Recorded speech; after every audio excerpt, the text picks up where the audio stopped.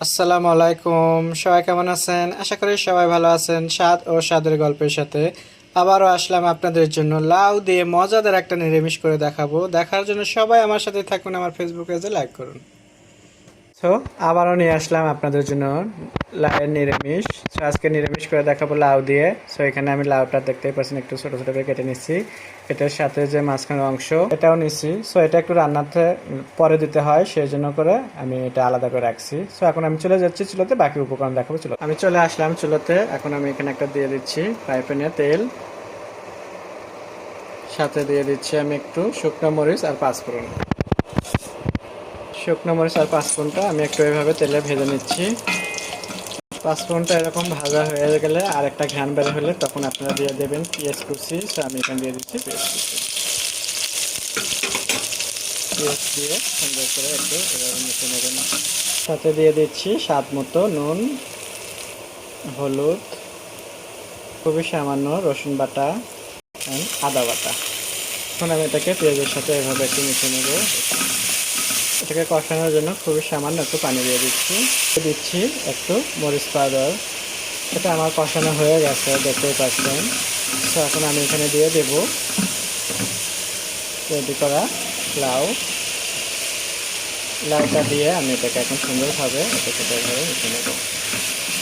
তো আমি জানি অনেকেই লাউ পছন্দ করেন নিরামিষ, মাছ মাংস ছাড়া। এইভাবে করলে এটা খুবই মজা হয়। সো মাছ মাংস ছাড়া এটা দিয়ে যখন করবেন, এটা দিয়ে আপনারা রুটি, পরোটা, ভাত যে কোনো জিনিস খেতে পারবেন। তো সেই জন্য করে এখানে, কারণ এখানে যদি আপনি মাছ দিতেন হয়তো বা খেতে পারতেন না রুটি দিয়ে সকালকার নাস্তা হিসেবে, কিন্তু এটা কিন্তু আপনার সকালের নাস্তা হিসেবে রুটির সাথে খুবই মজার একটা তরকারি হয়। সো এখন আমি এটা মেশানো হয়ে গেল, আমি এখন ঢাকনা দিয়ে কিছুক্ষণ একটু রেখে দেবো। কি ঢাকনা দিয়ে শুধু রেখে দিলেই হবে, নাকি মাঝে মাঝে একটু নাড়াচাড়া দিতে হবে?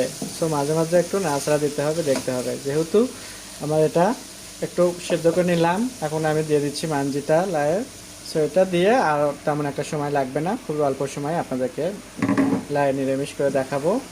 সো এখন আমি এটা দেওয়ার পরে এভাবে একটু মিশিয়ে নিচ্ছি। এখন দেখবেন যে এখান থেকে একটু পানি বের হবে।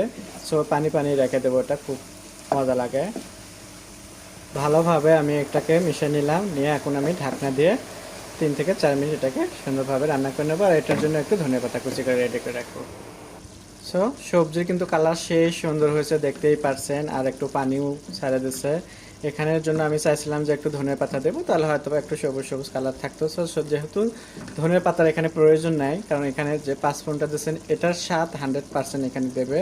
সো ধনের পাতা দেওয়ার কোনো ইয়ে নেই। সো আমি এখানে একটু লিক্স আর কাঁচামরিচ অ্যাড করে দিচ্ছি। সো লিক্সটা দেওয়ার কারণেও এটাই যে সবুজ একটু কালারফুলের জন্য করে আমি এটা দেওয়া। সো দিয়ে আমি এভাবে মিশিয়ে নিচ্ছি। সো কথা বলতে বলতে কিন্তু আমার লাউ দিয়ে নিরামিষ হয়ে গেল, দেখতেই পাচ্ছেন। খুবই সুন্দর কালার আসছে, আর আমি টেস্ট করে দেখলাম অনেক 100% স্বাদ একদম এসে গেছে এখানে। সো বলছিলাম না যে এমন একটা সবজি করে দেখাবো আজকে লাউ, যে কোনো জিনিস দিয়ে আপনারা খেতে পারবেন রুটি, পরোটা কিংবা ভাত দিয়ে খেতে। সো আমার রান্নাবান্না কিন্তু শেষ। আশা করি আপনাদের ভালো লাগবে। আপনাদের যদি ভালো লাগে থাকে তাহলে বাসায় তো অবশ্যই একবার হলেও আপনারা এভাবে লাউ নিরামিষ করবেন। অ্যান্ড আমার ভিডিওগুলো দেখার জন্য বেশি বেশি করে ফলো দেবেন, সবাইকে শেয়ার ও কমেন্ট করবেন। আগামী নতুন নতুন ভিডিও দেখার জন্য সবাই আমার সাথে থাকবেন। আল্লাহ হাফেজ।